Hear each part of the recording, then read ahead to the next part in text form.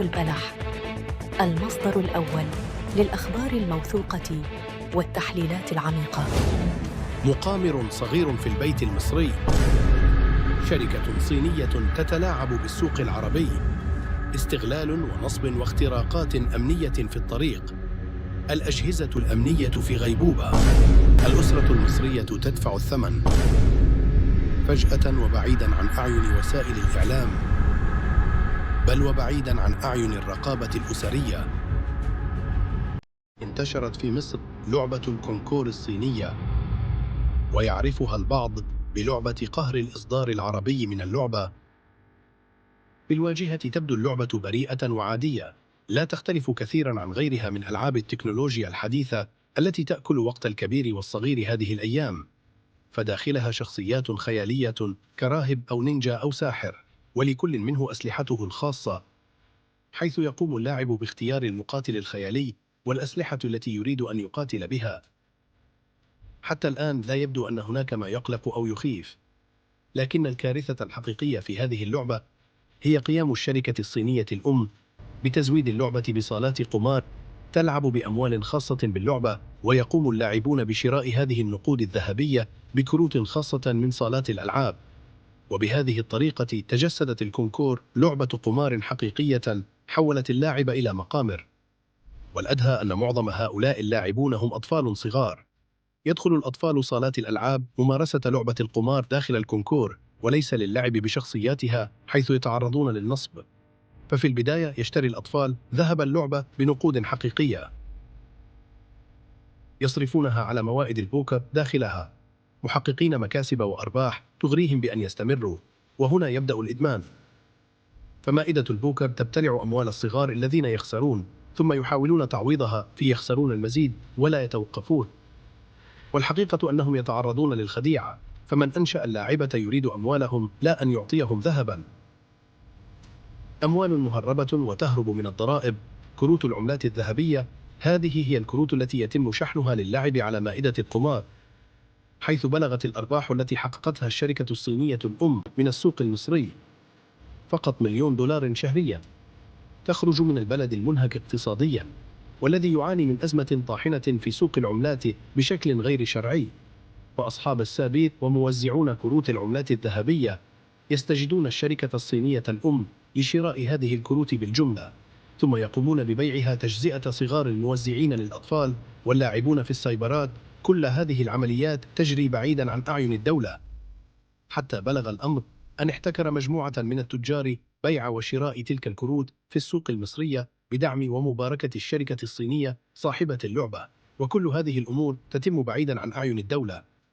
وإذا افترضنا شرعية هذه اللعبة الغير شرعية، فأين حق الدولة المتمثل في الضرائب التي تفرض على تلك الموزعين الذين يحققون أرباحا طائلة شهريا؟ هروب من المدرسة وسرقة، جنون. يقول محمد عادل أحد أصحاب محلات السايبر أن هناك واقعة شهيرة في المنطقة التي يعمل بها، وهي المعادي، حيث كان طفل في الصف الثاني الابتدائي يذهب يوميا للعب البوكر في المحل وينفق أموالا كثيرة على ترابيزات القمار، مما جعله يتغيب يوميا عن المدرسة ويأتي للمحل بملابس الدراسة. وبعد فترة جاء والده ومعه والدته وظلوا يصرخون فيه بعد أن اكتشفوا أنه قد قام بسرقة 5,000 جنيه. كان والده يدخرها لمصاريف مدرسته، ولكنه لم يجدها، وشك في زوجته التي كاد أن يطلقها حتى اكتشفوا الكارثة. يقول الدكتور فخري الفقي أستاذ الاقتصاد بكلية الاقتصاد والعلوم السياسية جامعة القاهرة: تلك اللعبة تعتبر مثل البورصة من حيث الأصول، تحتاج إلى الكثير من الشروط حتى يستطيع صاحبها أن يدخلها، ومن يدخل فيها دون علم يخسر الكثير. وأوضح الفقي: الدول النامية مثل مصر يكون اقتصادها ضعيفا بشكل نسبي، وبالتالي يكون شبابها الأكثر اتجاها نحو الألعاب التي تجلب ربحا عبر الإنترنت، على الرغم من احتمالية الخسارة الكبيرة. لافتا أن القائمين على الألعاب مثل الكونكر يقومون بجلب الشباب في البداية، جاعلين مكسبهم الربحي كبيرا للمساهمة في الدخول بنسبة أكبر بعد المكسب.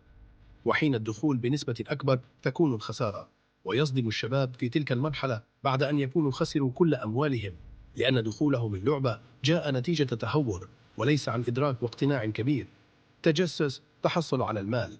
أما خبير أمن المعلومات عمرو موسى في قارب الظاهرة من منظور آخر، فهو يرى أن لعبة كونكر تعتبر نوع من أنواع القمار، ولكنها تستهدف شباب من نوعية معينة.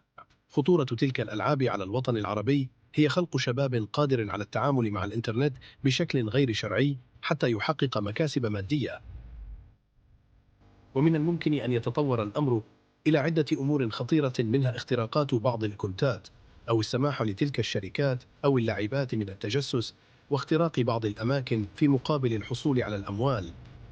مرض نفسي خطير من الناحية النفسية.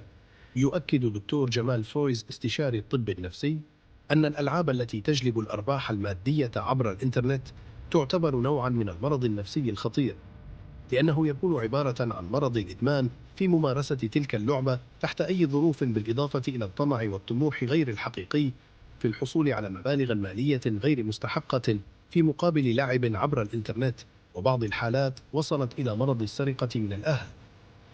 وأشار فرويز أن إدمان تلك الألعاب الإلكترونية يكون من أخطر أنواع المرض النفسي، لأنه مثل أي نوع من أنواع إدمان المخدرات، ويحتاج إلى علاج يستغرق وقتا طويلا في بعض الأحيان، وقد تتعرض الحالات إلى انتكاسة بالعودة إلى استخدام تلك الألعاب النفسي.